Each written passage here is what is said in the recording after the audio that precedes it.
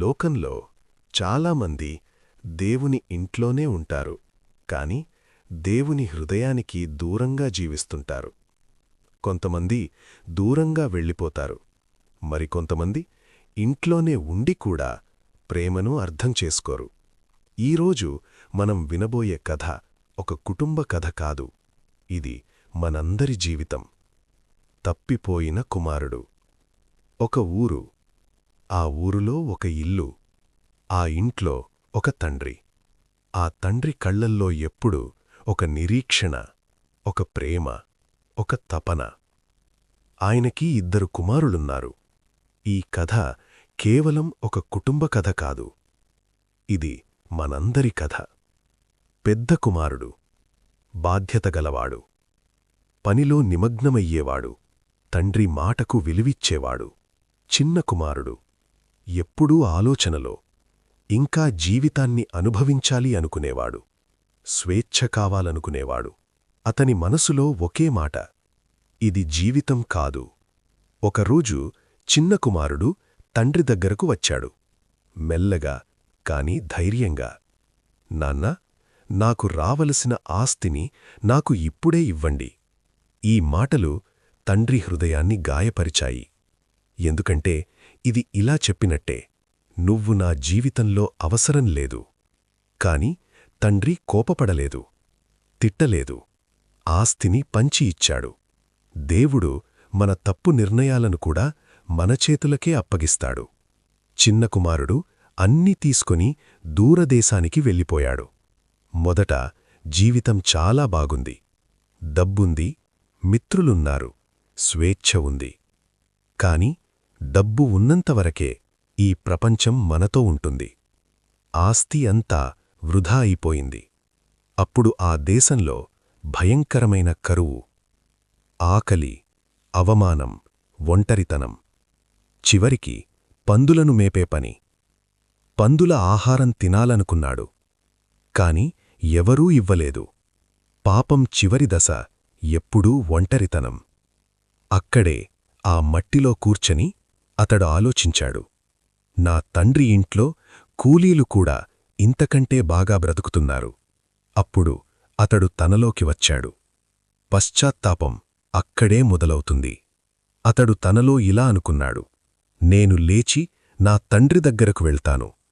నాన్నా, నేను పాపం చేశాను. నన్ను నీ కుమారుడిగా కాదు, నీ కూలీగా ఉంచు. నిజమైన పశ్చాత్తాపం హక్కులు అడగదు, దయ కోరుతుంది. అతడి ఇంకా దూరంగా ఉన్నప్పుడే తండ్రి చూశాడు, కనికరించాడు, పరుగెత్తాడు. ఆ కాలంలో తండ్రి పరుగు అవమానంగా భావించేవారు.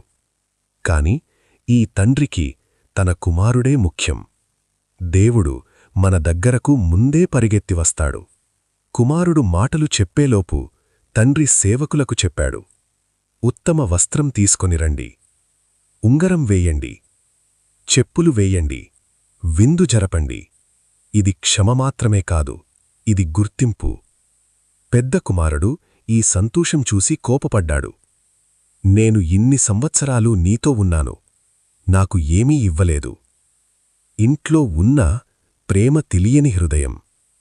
తండ్రి అన్నాడు, నా కుమారుడా, నువ్వు ఎప్పుడూ నాతోనే ఉన్నావు.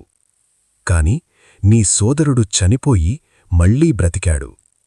ఈ కథ ఇక్కడితో ముగియదు. ఎందుకంటే ఇది మన కథ. నువ్వు ఇంటినుంచి దూరమైన కుమారుడివా, లేదా ఇంట్లో ఉండి కూడా ప్రేమను అర్థం చేసుకోని కుమారుడివా? ఈరోజు తండ్రి ఇంకా ఎదురుచూస్తున్నాడు. ముగింపు ప్రార్థన. ప్రేమతో నిండిన మా పరలోకపు తండ్రి, ఈరోజు నీ వాక్యము వలన మా హృదయాలను తాకినందుకు నీకు కృతజ్ఞతలు. ప్రభువా, మేము చాలాసార్లు నీ ప్రేమను తెలుసుకొని కూడా దూరంగా వెళ్ళిపోయాము. నీ ఇంటిని వదిలి నీ కృపను మరిచిపోయాము. అయినా కూడా నువ్వు మమ్మల్ని వదలలేదు. మా పాపాలకన్నా నీ కృప గొప్పది అని ఈరోజు మాకు గుర్తుచేసినందుకు ధన్యవాదాలు. ప్రభువా, ఈరోజు ఎవరు దూరంగా ఉన్నా వారిని నీ వైపు తిరిగి వచ్చే హృదయాన్నివ్వు. వారు ఇంకా దూరంగా ఉన్నప్పుడే నువ్వు పరుగెత్తి వచ్చి కౌగిలించుకునే తండ్రివని వారికి అనుభవింపజెయ్యు. మేము ఇంట్లో ఉన్న ప్రేమను మరిచిపోయిన వారమైతే మా హృదయాలను మృదువుగా మార్చు. ఇతరులను నిందించకుండా నీ ప్రేమను పంచుకునే హృదయాన్ని మాకివ్వు. ప్రభువా, మమ్మల్ని క్షమించడమే కాకుండా మమ్మల్ని పునరుద్ధరించే దేవుడవని ఈరోజు మేము అంగీకరిస్తున్నాము. మా జీవితాల్లో నీ కృపను, నీ ఆనందాన్ని పూర్తిగా నింపుము.